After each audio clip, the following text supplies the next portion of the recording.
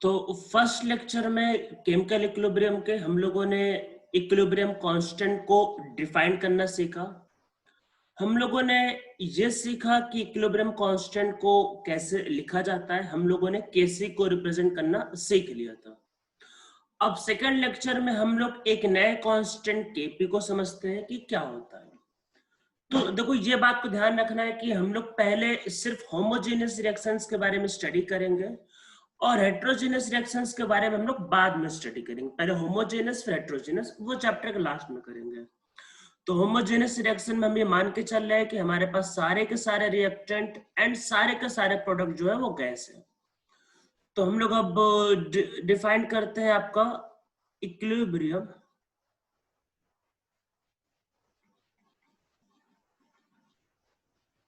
Constant KP. तो हम लोग केपी को डिफाइन करते हैं। तो जैसे केसी में सी का मतलब कंसेंट्रेशन था, वैसे केपी में पी का मतलब प्रेशर, प्रेशर ऑफ गैस। तो एक रिएक्शन लेते हैं, A times A B times B will give C times C and D time D. हम लोग इक्विलिब्रियम की बात करते हैं। तो एट इक्विलिब्रियम क्या होगा, तो हम लोग इसमें केपी लिखते हैं। केपी क्या होगा, जैसे केसी लिखा था, अब हमको प्रेशर लेना है तो क्या होगा पीसी। पी मीन्स प्रेशर किसका, सी का, तो ये क्या होगा पार्शियल प्रेशर ऑफ सी।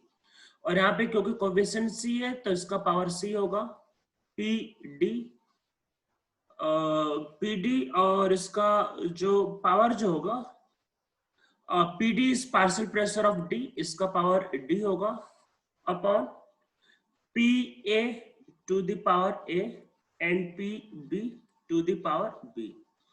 इसमें ये सब है क्या, where P A P B P C and P D are partial pressure of A, B, C and D respectively। तो एक्चुअल में ये A, B, C और D का पार्शियल प्रेशर है। तो अब बच्चों देखो पार्शियल प्रेशर क्या होता है, तो वही वही जो पार्शियल प्रेशर, अरे भाई वही जो डाल्टन्स लॉ होता, कौन सा, अरे वही जो पढ़ा था, कहा गैसेस स्टेट में। तो क्या होता है पार्शियल प्रेशर, याद करते हैं। तो पार्शियल प्रेशर देखो, ये इस चैप्टर के न्यूमेरिकल बहुत इजी होते हैं, पर जल्दी में कई बार लोग पार्शियल प्रेशर की वैल्यू गलत पुट कर देते हैं। तो इसलिए थोड़ा सावधानी से करना है, अदरवाइज आप जल्दी, आपको आता होगा पर जल्दी जल्दी में आप गलत कर दोगे। तो क्या होता है समझते हैं। तो पार्शियल प्रेशर जो होता है वो होता है मोल फ्रैक्शन, मतलब हमको जिसका भी निकालना है उसका मोल फ्रैक्शन, और इसको मल्टीप्लाई करते हैं टोटल प्रेशर से। तो ये क्या है, this is Dalton's law of partial pressure, जो हम लोगों को गैसेस स्टेट या फिर स्टेट्स ऑफ मैटर में पढ़ाया जाता है। ठीक है, तो जैसे हमारे पास सपोज करते हैं कि एक न्यूमेरिकल ही लेके हम लोग इसको समझते हैं कि क्या है इसका मतलब। तो एक न्यूमेरिकल लेते हैं, न्यूमेरिकल के थ्रू हम लोग इसको समझते हैं कि व्हाट इज दिस। तो एक न्यूमेरिकल लिया जाए इस पे,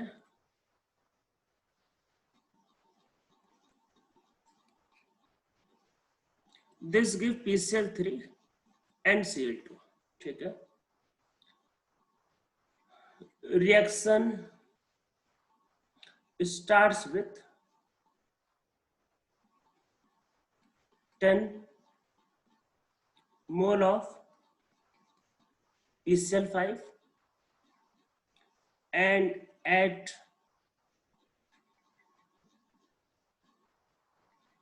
equilibrium moles of PCl5 are 4. Find Kp of above reaction if total pressure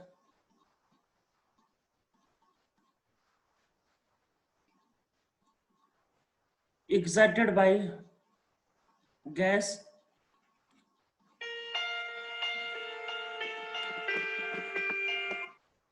at equilibrium is 10 atm। ठीक है, तो हमारा ये क्वेश्चन, इसको हम लोग पहले सॉल्व करते हैं।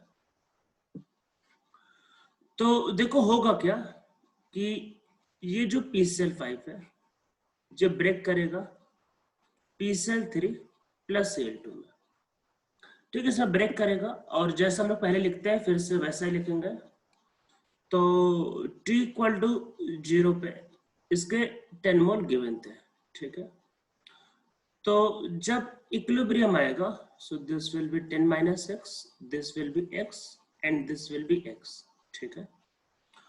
तो हमको इसके मोल इक्विलिब्रियम पे 4 दिया है। देखो ये जो ऊपर का जो क्वेश्चन है, ये इसमें इक्विलिब्रियम पे PCl5 के मोल है 4, ठीक है। तो टोटल मतलब टोटल प्रेशर 10 दिया है, तो आपको Kp बताना है।